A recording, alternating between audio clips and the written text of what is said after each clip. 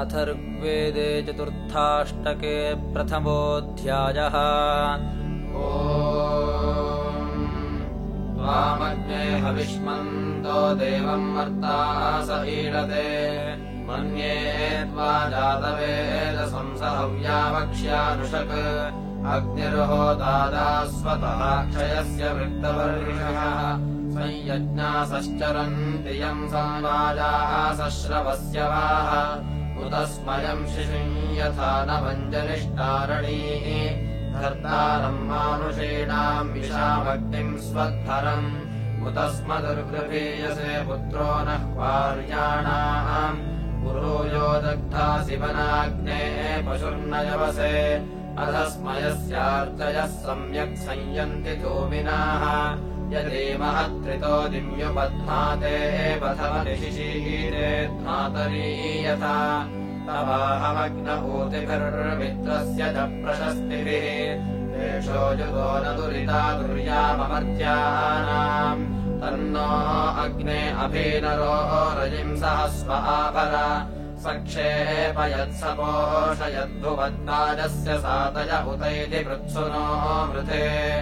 अग्न ओजिष्ठमाभरद्युम् नमस्मभ्यमद्रिगो प्रणो राजापरेण सारत्सिवाजाय पन्थाम् प्रणो अग्ने अद्भुतक्रत्वा दक्षस्य मंहनाः द्वे असुर्या अमारुहत्क्राणा मित्रो न यज्ञियाः त्वन्नो अग्न एषाङ्गयम् पुष्ट्यम् च वर्धय ये स्तोमेभिः प्रसूरयो नरो मखान्याः नशुः ये अग्ने चन्द्रते गिरः शुम्भन्त्यश्वराधसः शुष्मेभिः शुष्मिणो नरो दिवश्चिद्येषाम् बृहत्सु कीर्तिर्बोधतित्मनाः तवत्ये अग्ने अर्चयो मह्यानन्दो यन्ति धृष्णुया परिज्मानो न विद्युतस्वानो रथो न वाजयुः नूनो अग्न ऊतये सपादसश्च रातये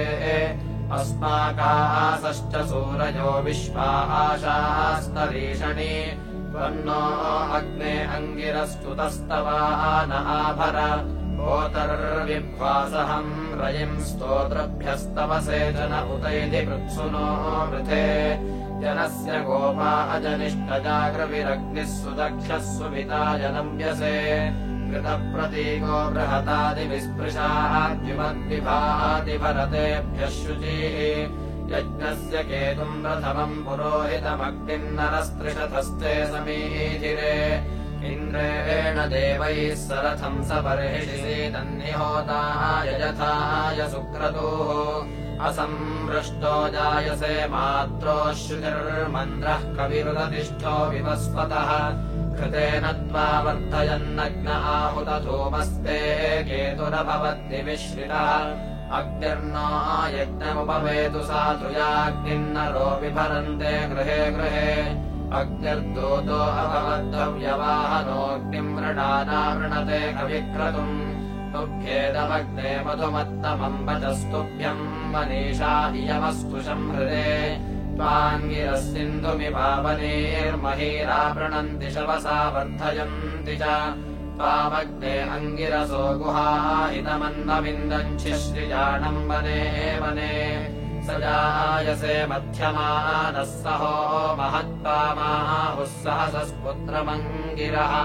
प्राग्नये बृहते यज्ञियाय ऋतस्य वृष्णे असुराय मन्म कृतम् न यज्ञ आस्ये सुभूतङ्गिरम् धने वृषभाय प्रतीची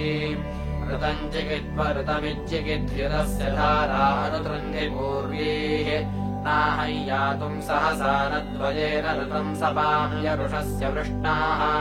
कयाः नो अग्नऋतयम् ऋतेन भुवो न वेदा उचतस्य रम्याः वेदा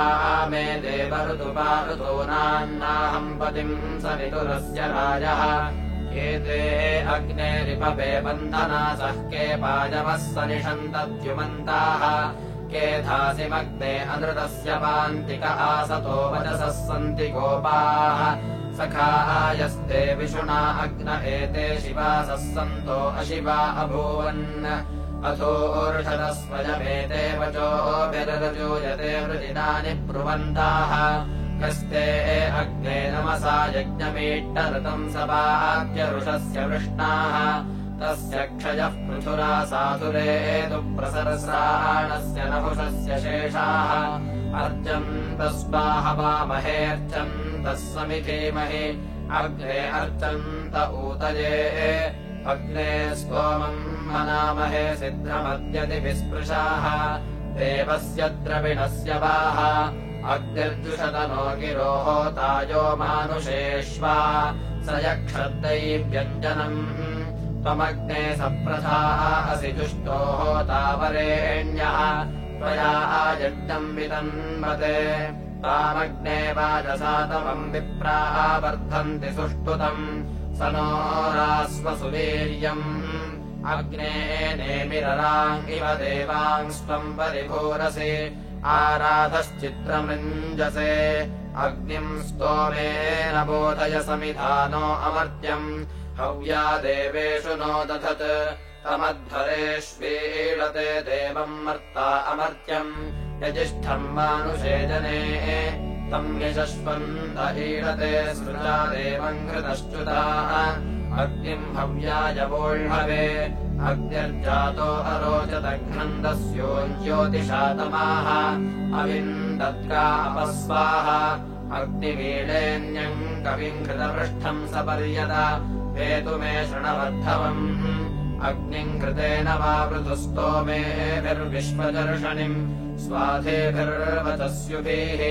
प्रवेधसे कवये वेद्याय गिरम् हरे यशसे पूर्व्याय कृतप्रसत्तो असुरः सुषेवो राजो धर्ता धरुणो वस्वो अग्निः ऋतेन ऋतम् धरुणम् धारयन्त यज्ञस्य शाके परमे व्योमन् दिवो धर्मम् धरुणे सेतुशोद्रञ्जातैरजाताम् अभियेन नक्षुः अम्भोजुवस्तन्वस्तन्वते विवयो महत्तुष्टरम् पूर्व्याय स संवतो नवजातस्तु तुर्यात् सिंहन्न क्रुद्धमभितः परिष्ठुः माते वयद्भरसे वप्रधानो जनम् जनन्धायसे चक्षसे च वयो वयो जरसे यद्दधानः परित्मना विषुरूपो जिगासि वाजोनुते शमसस्मात्पन्तमुरुन्दोखम् धरुणम् देवराजः पदन्नताजुर्गुहादधानो महो राजे चितयन्नत्रिमस्मः बृहद्वयो हि भानवेर्चा देवायाग्नये यम् मित्रम् न प्रशस्तिभिर्मर्ता सोदधिरे पुरः सहित्युभिर्जनानाम् होता दक्षस्य बाह्वोः विहव्यमग्निरानुषद्भगो न वारमृण्वति अस्य स्तोमे मगो नः सख्ये वृद्धशोजिषः विश्वायस्मिन् तु विश्वणि समर्ये शुष्ममादधुः अधाह्यग्न एषाम् सुवीर्यस्य मह्मनाः तमिद्यः क्वन्न रोदसी परिश्रवो बभूवतुः नून एहि वार्यमग्नेः गृणान आभर ये वयम् ये च सूरयः स्वस्ति धामहे सचोदैति मृत्सुनो मृते आयज्ञैर्ते एवमर्त्य इत्थातव्याम् समूतये अग्निम् कृते स्वध्वरे पूरुरीळीतावसे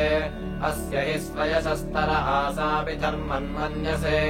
तन्नाकम् चित्रशोजिषम् मन्द्रम् परो मनीषयाः अस्य वासा उवर्जिषाय आयुक्ततुजा गिरा दिवो नयस्य रेतसा बृहच्छोजम् चर्चयाः अस्य क्रत्वा विचेतसो दस्मस्य वसुरथः अथा विश्वासु हव्योऽग्निर्भिक्षु प्रशस्यते नून इद्धि वार्यमासा सचन्तसूरयाः ऊर्जो न पादभिष्टये पाहि शक्तिः स्वस्तय उतैरि पृत्सुनो वृथे प्रातरग्निः पुरप्रियो विशस्तवेतातिथिः विश्वानियो अमर्त्यो हव्यामर्तेषु रण्यते विदाय मृक्तवाहसे स्वस्य दक्षस्य मह्मनाः इन्दुम् सधत्त आनुषक्स्तोतादित्ते अमर्त्य तम्भो दीर्घायुषोजिषम् गिराहुवे मघोनाः अरिष्टो येषाम् रथो व्यश्वदा वन्नीयते चित्रावायेषु दीदितिरासन्नुत्थापान्ति ये स्तीर्णम् बर्हिः स्वर्णरेश्रवांसि दधिरे परे ये मे 50 तदुरश्वानाम् सदस्तुते युमदग्ने महिश्रवो बृहत्कृतिमघोनाम् ध्रुपदमत नृणाम् अभ्यवस्थाः प्रजायन्ते प्रवौरेर्वौरिश्चिकेत उपस्थे मातुर्विदष्टे जुहुरे विचितयन्तो निमिषन्द्रम् नम्बान्ति आदृढाम् पुरम् विविशुः आश्वैत्रेयस्य जन्तवोद्युमद्वर्धन्त कृष्टजाः निष्कग्रेवो बृहदुक्थ एनामध्वानवाजयुः प्रियम् दुग्धम् न काम्यमदामिनाम्योः सदा कर्मो न वाजयठरोदब्धः शश्वतोदभाः क्रीडन्नो रश्मनाभुवः सम्भस्मना वायुना वेविदानः ता अस्य सन्दृशजो न तिग्माः सुसंशिता वक्ष्यो वक्षणे स्थाः यमग्ने वाजसादमत्वम् चिन्मन्यसे रयिम् तन्नो गीर्भिः श्रवाय्यम् देवत्रापनयायुजम् ये अग्ने देरयन्ति ते वृद्धा उग्रस्य शवसः अपद्वेषो अपह्वरोऽन्यव्रतस्य सश्चिरे होतारन्ता वृणीमहेऽग्ने दक्षस्य साधनम् यज्ञेषु पूर्व्यम् गिरा प्रयस्वन्तो हवामहे इत्था यथा ऊतये सहसा वन्दिवे दिवे राजऋताय सुक्रतो गोभिष्याम सधमादो वीरैः स्याम सधमादाः मनुष्मद्वानिधीमहि मनुष्मत्समिधीमहि अग्ने मनुष्पदम् गिरो देवान् देवयते यज त्वम् हि मानुषे जनेऽग्ने सुप्रीत इत्यसे सृजस्त्वायन्त्यानुषक्सुजातसर्पिरासुते त्वाम् विश्वे सजोषसो देवासो दूतमक्रत सपर्यन्तस्माकवे यज्ञेषु देवमीळते देवम् वो देवयज्ञयाग्निमीळीतमर्त्याः समिद्धः शुक्रदीदिहृतस्य योनिमासदः सस्य योनिमासदः प्रविश्वसामन्नत्रिवदर्जापावकशोचिषे यो अध्वरेष्वीड्यो होतामन्द्रतमोऽभिषि ज्ञा अग्निम् जातवेदसन्दधाता देवमृत्विजम् प्रयज्ञ एत्वानुषगद्या देवम् यजस्तमः चिकित्विन्मनसन्ता देवम् मर्ताः सहूतये वरेण्यस्य देवस इयानासो अमन्महि अग्ने चिकित्सा अस्य न इदम् वचः सहस्य तन्त्वा सुषिप्रदम्पते स्तोमैर्वर्धन्त्यत्रयो गीर्भिः शुम्भन्त्यत्रयः अग्ने सहन्तमाभरद्युम्नस्य प्रासहारयिम् विश्वायश्चर्षणीरभ्या आसावाजेषु सासहत् तमग्ने प्रतनाशहम् रयिम् सहस्व आभर त्वम् हि सत्यो अद्भुतो दाता वाजस्य गोमतः विश्वे हित्वा सजोषसो जनासो रक्तवर्षिषः होतारम् सद्मसु प्रियम् यन्ति वार्याः पुरो सहिष्मा विश्वचर्षणिरभिमाति सहोदते अग्न एषु क्षयेष्वा एवन्नः शुक्रदीदिद्युमत्पावकदीदिः अग्ने त्वन्नो अन्तम उत त्राता शिवो भवावरोध्याः वसुरग्निर्वसुश्रवा अच्छाः नक्षिद्युमत्तमम् रयिन्दाः स नो बोधिश्रुतिहवमुरुष्याणो अगायतः समस्मात् तन्त्वा चोतिष्ठदीदिवः सुम्नाय नूनमीमहे सखिभ्यः अच्छावो अग्निमवसे देवङ्गासि स नो वसुः रासत्पुत्रऋषूणामृता वा परिषदि द्विषः स हि सत्योऽयम् पूर्वे चिद्देवासश्चिद्यमीथिरे होतारम् मन्द्रजिह्ववित्सु दीतिभिर्विभावसुम् स नो धीति वरिष्ठया श्रेष्ठया च सुमत्या अग्ने रायोदिदीनः सुवृत्तिभिर्वरेण्य अग्निर्देवेषु नायत्यग्निर्मर्तेष्वाविशन् अग्निर्नो व्यवाहनोऽग्निम् देभिः सपर्यत अग्निस्तु विश्रवस्तमन्तु विब्रह्माणमुत्तमम् अतोऽर्तम् श्रावयत्पतिम् पुत्रम् ददाति दाशुषे अग्निर्ददाति सत्पतिम् सासाहयो युधा नृभिः अग्निरत्यम् रघुष्यतम् जेतारमपराजितम् यद्वाहिष्ठम् तदग्नजे बृहदर्च विभावसो महिषे वत्पद्रयिस्पद्वाजा उदीरते तपद्युमन्तो अर्चयोग्रावे भोज्यते बृहत् उतो ते तम् यतुर्यथा स्वानो अर्तत्मना दिवः एवाम् अग्निम् वसूयवः सहसानम् ववन्दिम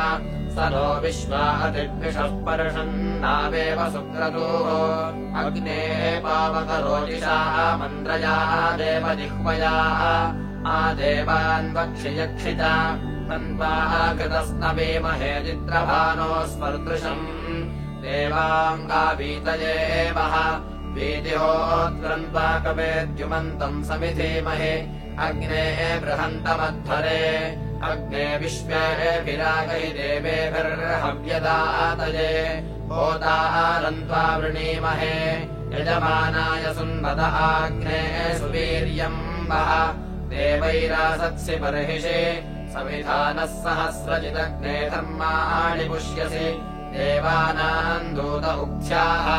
ज्ञा अग्निम् जातवेदसंहोत्रवाहञ्जविष्ठ्यम् तथा ता देवमृत्विजम् प्रयज्ञयेत्मानुषगत्या देवम् व्यजस्तमः स्तृणीत बर्हिरासदे एदम् मरुतो अश्विनः मित्रस्येदम् तु वरुणः देवासः सर्वया विशाम् अनस्वन्ता सत्पतिर्मामहे मेघावाचेतिष्ठो असुरो मकोनाः वृष्णो अग्ने दशभिः सहस्रैर्वैश्वानरत्यरुणश्चिकेत यो मे शता च विंशतिम् च गोनाम् हरेण युक्ता सुधुरा ददाति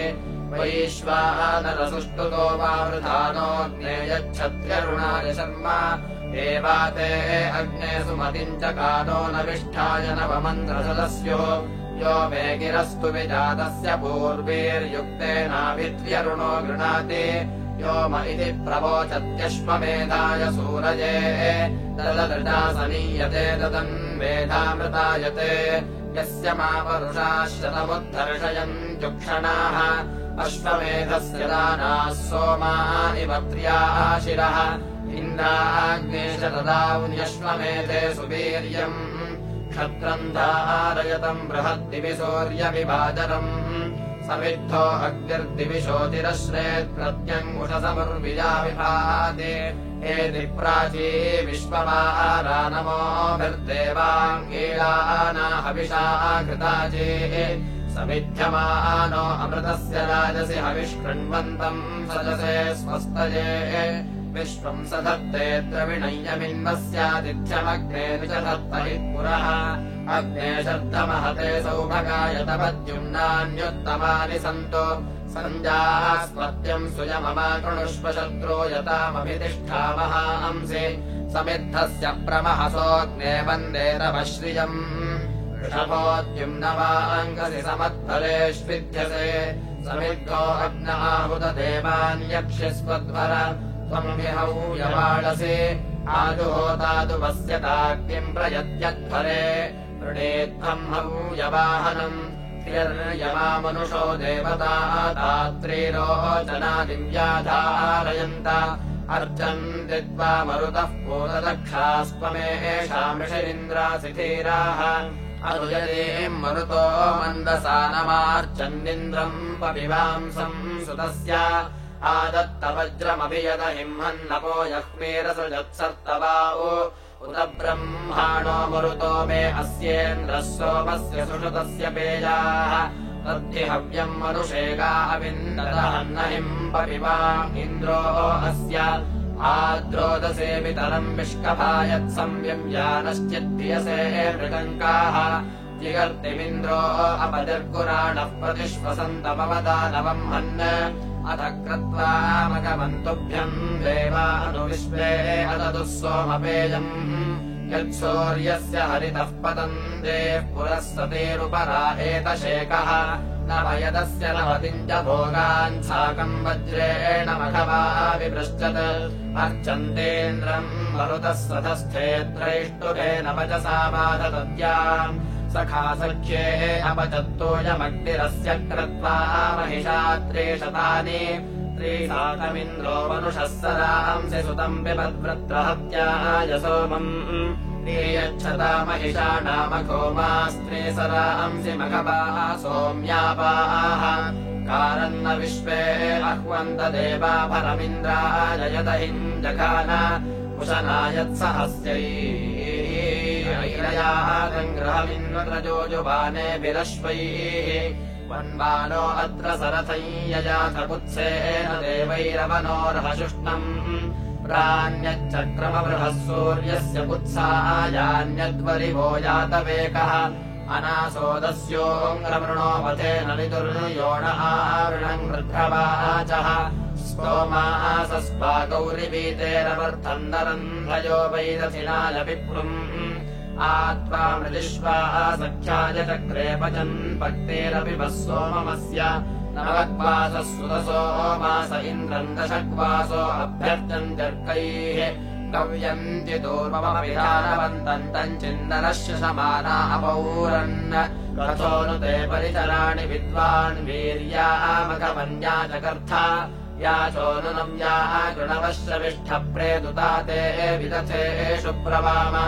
एता विश्वा चकृपाम्यिन्द्रभूर्यपरीतो जनुषा वीर्येण याचिन्नु वज्रिन् कृणवोददृश्वान्नते वर्तादविश्या अस्ति तस्याः इन्द्रब्रह्म क्रियमाणाजुषस्वजाते शविष्ठनम् या अकर्म वस्त्रेव भद्रा सुकृता वसूयोरथम् नदीरस्वपादक्षम् वा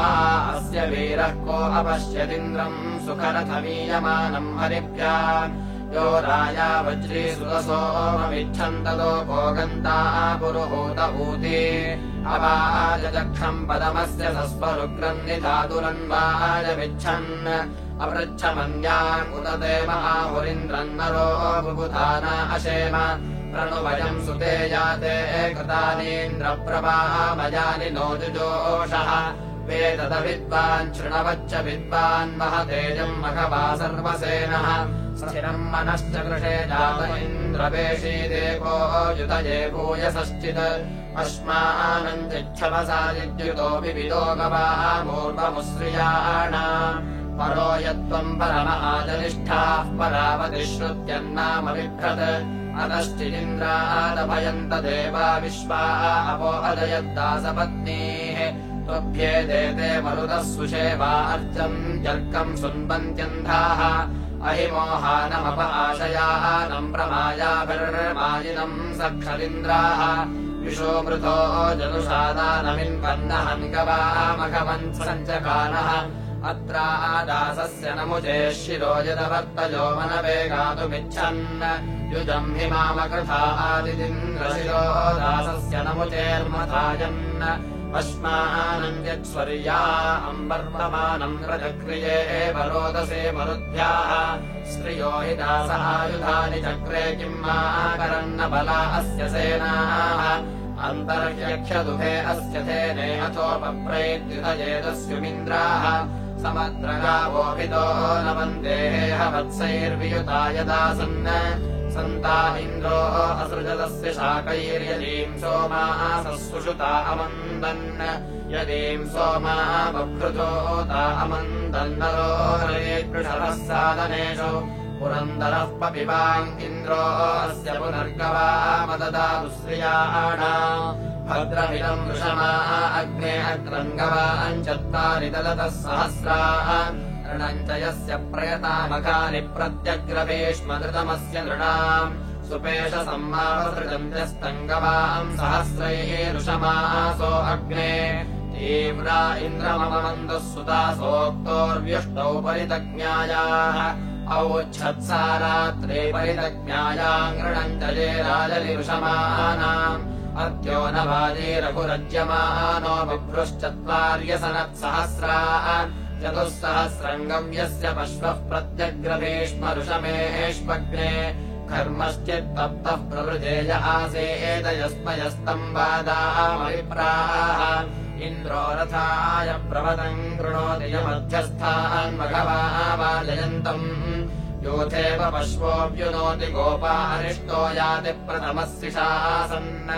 आप्रद्रवहरिवो माविवेनः पिशङ्कराते अभिनः सजस्व अहित्वदिन्द्रवस्यो अन्यदस्य मेनांश्चित्यनिपतश्च विद्यत्सहस्सहसाजनिष्टदेदिष्ट इन्द्र इन्द्रियाणि विश्वाः प्राचोदयत्सुदुःखा पौर्ये अन्तर्विज्योतिषा संवृत्पत्तमो वः अनवस्ते रथमश्वाय रक्षन् दृष्टा वज्रम् पुरोदद्युमन्तम्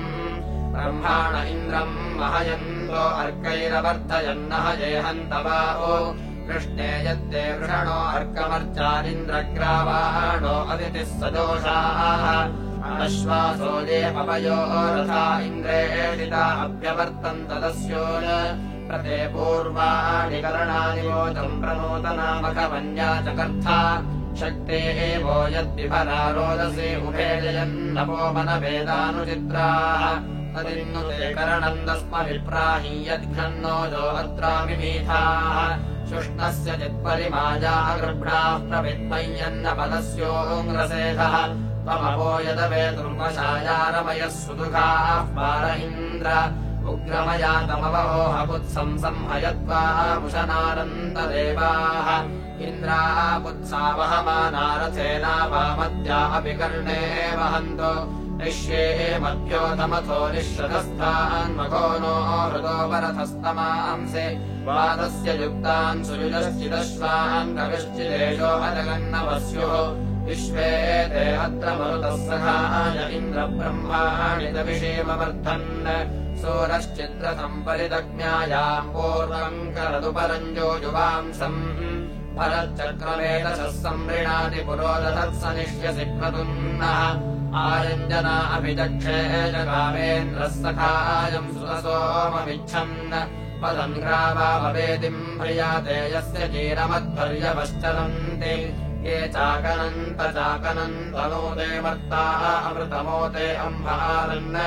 वाबन्ध्यज्योऽङ्घृततेषु देह्यो योजनेषु येषु ते स्याम अदर्तनुत्समसृजो विकारित्वमर्णवान्वत्प्रधानाम् अरम्णाः महान्तमिन्द्रपर्वतम् वियद्वसृजो विधारा अवदानवम् हन् त्वमुत्सामृदुभिर्पर्वप्रधानाम् अलम्भ ओधः पर्वतस्य वज्रिन् अहिन्द्रियुग्रप्रयुतम् शयानञ्जखन्वाम् इन्द्रतविषेमदत्ताः यस्य जिन्महतो निर्मृगस्य वदर्जगानतविषेभिरिन्द्राः य एक इदमप्रतिर्मन्यमान आदस्मादन्यो अजनिष्टदव्यान् यञ्चिदेषाम् सुरजावदन्तम् विहोनपातम् सुवृतन्तमोगा वृषप्रभर्मादानवस्य भावम् वज्रेण वज्रेणकानशुष्टम् यञ्चिदस्य क्रतुभिर्निषत्तममर्मणो विददिदस्य मर्म यदेम् सुक्षत्रप्रभृतामदस्य विरुत्सन्तम् तमसि कर्म्येधाः